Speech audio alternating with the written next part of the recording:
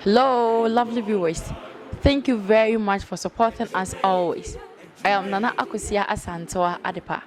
This is sKitchen Media. Today, we bring you analysis on who wins this year's election. Is it our former president Mahama or His Excellency Nana Addo Akuffo Addo? Today, my special guest is Mr. Collins Osuseche. We once hosted him here, and we have him here now. Let's go for a short commercial break, and we'll be right back.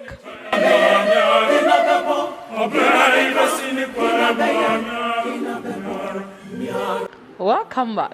As I said earlier, we have Mr. Collins Osuseche in our midst. Mr. Collins, good morning. Good morning. How are you doing? Very, very well this morning. And you? Good.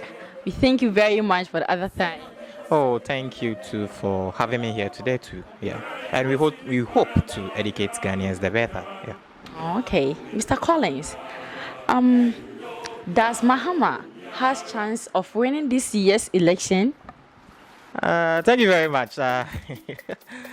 This question is very, very interesting.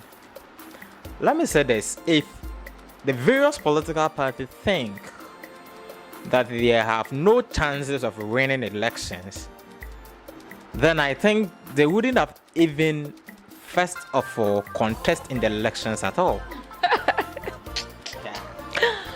Yeah. So this should tell you that yes, MDC has chance of winning the election.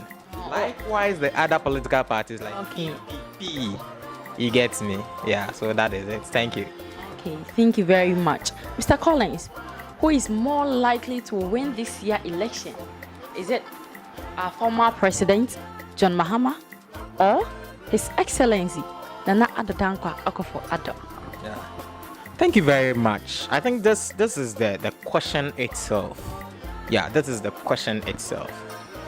You know, in Ghana here, there is a belief that these two political parties, one of them is more likely of winning this year's elections, that's the 2020 elections. But the question we have to ask ourselves is that, is it going to be NDC or MPP? Okay, the likelihood for MPP to win this year's election one way or the other is a little bit higher as compared to that of NDC. The reason being that if you look at MPP's manifesto very well in 2016, there were a lot of promises that MPP made, to the extent that people thought that, hey, with these promises, are these people going to be able to execute all these promises? Because one, people base on your manifesto, they base on the feasibility of the manifesto, the policies that you said you have for them. You get me? So when it comes to power and you are not able to implement those policies, automatically you are out of the game. Okay. You get it? Okay, yeah. I get that. Yeah, so that the main reason I'm saying that MPP is a little bit ahead of NDC is that there are some of the manifestos that, some of the promises that they made. One of the key manifestos that they made, and though they haven't gotten 100% of it, that's the free SHS. Okay, that was the main policy of NPP. And when they came to power, they tried all that they could. People were criticizing Nana Addo Akuffo Addo in the first year for implementing free SHS. Okay, I remember during that time the finance minister even criticized Nana Addo Akuffo Addo by saying that he thought that it was too early for us to start the implementation of the free SHS in that year.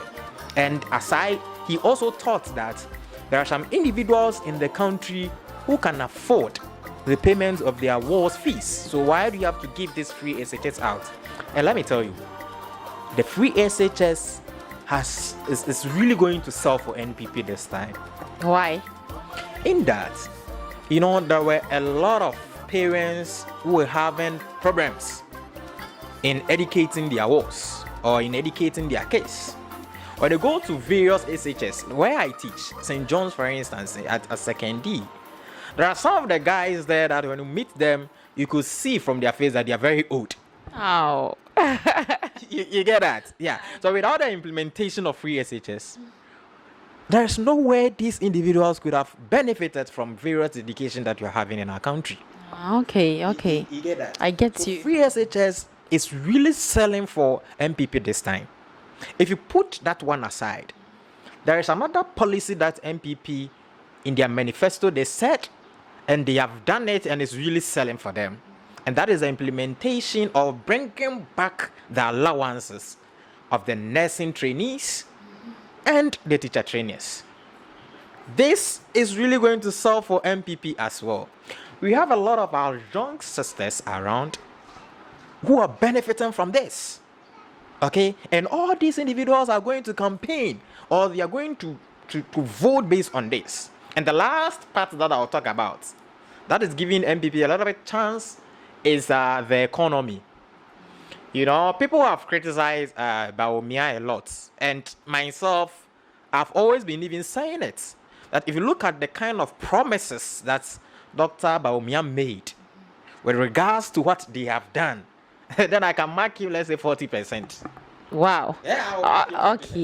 Okay. So, Mr. Collins, any history in our four republic that can help us to predict who wins 2020 election? Is it John Mahama or His Excellency Nana Addo Akuffo Addo? Okay, thank you very much. Like I began with the economy aspect regards to Dr. Bawumia. You know, Bawumia. Back to that question. Why are you going to mark him down to 40%? Why? I'll mark him 40% simply because he has done very well. Oh, okay. Even with the 40%, he has done very well. Very well. Yes. And the reason is that, you know, when Bawumia was in 2016, Bawumia made the public believe that he was going to be, or he is coming to be, Ghana's Messiah. Okay? Yes, when it comes to the economy. Yeah. So we thought that when MPP comes to power and we have Bawumia in place, everything is going to be free, and we are gone. Our economy is going to be fixed and we are gone. But we are not seeing that. I'm giving him 40% because of how right now he's making everything become digital. Okay? Like NHIS now, you can pay it with just a short code. Okay? Electricity bill, short code. When you are able to do some of these things, then you are checking various sectors that produce, or that really produce what you call corruption. Okay? That is the reason I'm giving you 14%. Okay. So if MPP is able to be in power for some time, and Dr. Bawumia and his team is able to continue with their work, then I think one way or the other is going to help. But back to the last question that you asked me, a lot of political history as to who wins this year's election. Let's start with 1992, our fourth republic. I would like to take it from there. In our fourth republic, we all know that after the PNDC session, where Chairman Rawlings was the leader during that time, in 1992, he became the president in our fourth republic.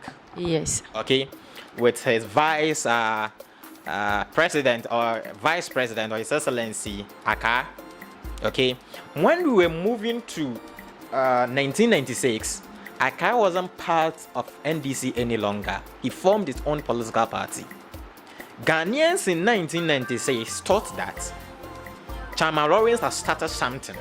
Yeah. Okay, let us help him to complete. Let's give him another 4 years. So we gave him 4 years. Okay, in 2000, the 8 years was over. Ghanaians said, Rawlings, you have done well. Thank you very much. NDC, you guys have done very well. Okay, let us allow different political parties to also come to power. Let's see what they have. He gets me. So in 2000, Ghanaians handed over the country to MPP. MPP in 2000, Akuffo, he did his best. Yeah.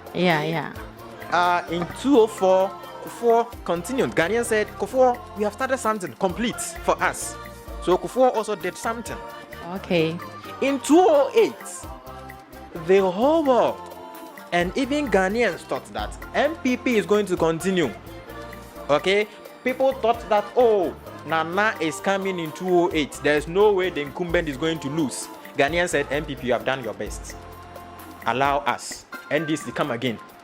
Okay. NDC came in 2008. In 2012, Ghanaians, where people were thinking that Mahama is from nowhere. Okay, Mahama was from nowhere. He was the vice president. Yeah, he was the vice president of Ghana. Because of what happened to our president, he became the president. Okay, Ghanaians said, no, Mahama, continue with the 4 years that NDC has started. So they gave NDC that opportunity. That 8 years is over. Ghanaians said, MPP, come again. So if you are to base on these things to make analysis or to make predictions, then we can easily say that Ghanaians are going to endorse MPP this time too.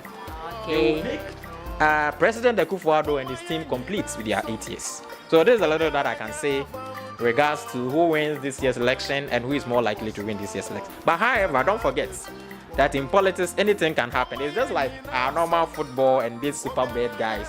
They always go bets, and at the end of the day, at times even the more likely teams don't win.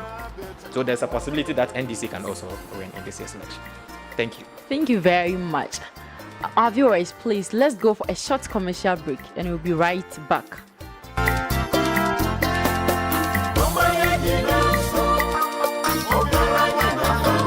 Welcome back, viewers. Thank you very much for being with us through this session. Stay connected and don't forget to subscribe our channel and share. Bye-bye.